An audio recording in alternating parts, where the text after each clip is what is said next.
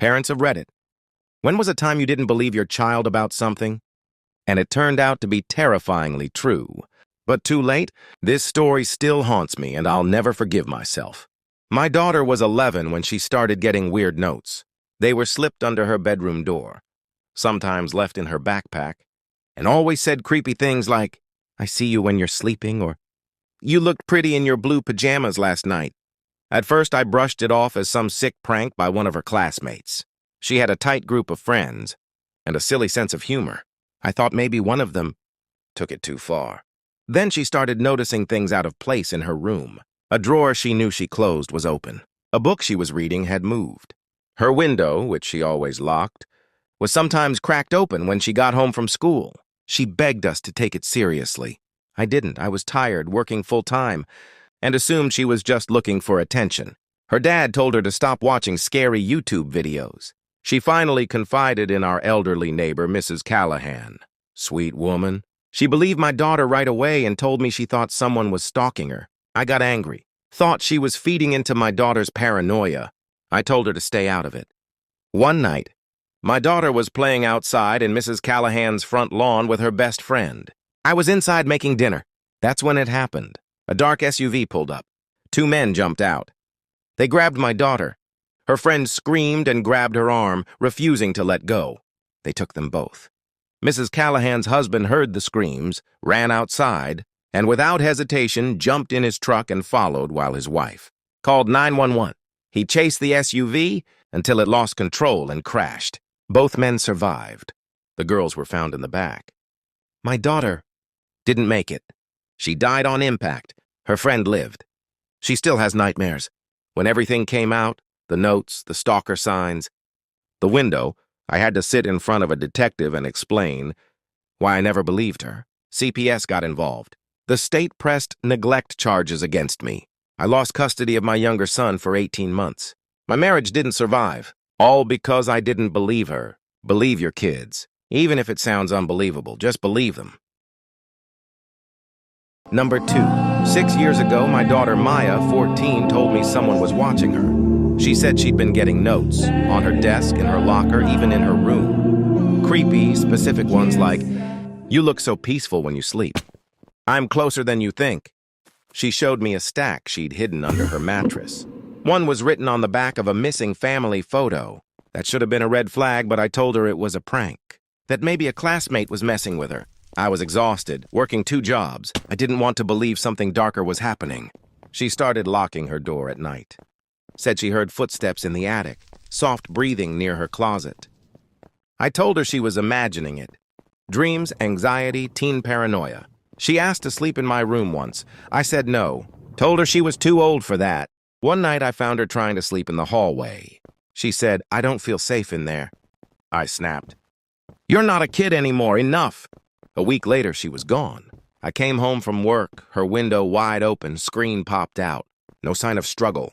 Her phone, wallet, inhaler, all left behind. Just her sketchbook on the bed, open to a drawing of our house. Her window circled in red. "He comes in when you're asleep." A hiker found her backpack, buried 12 miles away. Inside were more notes. One was a Polaroid of her sleeping. Another, a drawing of our house, her name scratched into the walls. Then we found the attic.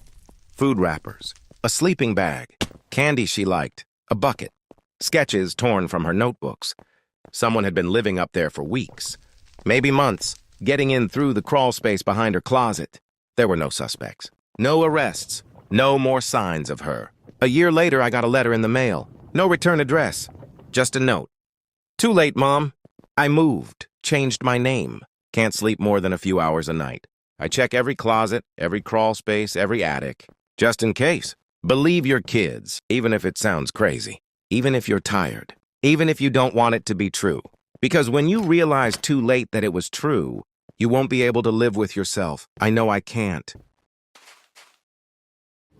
Post 3. Not a parent, but I was there. I was part of it.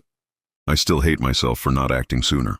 My neighbor's son, Caleb, was 12, bright kid, obsessed with astronomy and puzzles. We were close. I helped him build a telescope once. He'd come sit on my porch and tell me what constellations were out.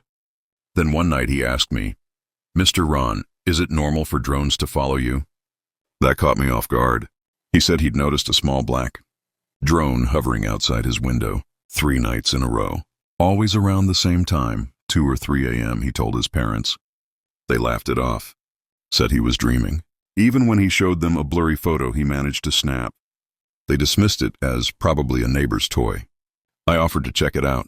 His dad told me not to worry about it. He's always got his head in the stars.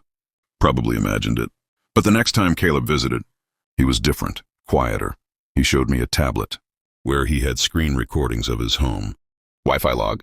Something named Cam Backup was connecting in the middle of the night. Every night, he thought someone had hacked into their home security system.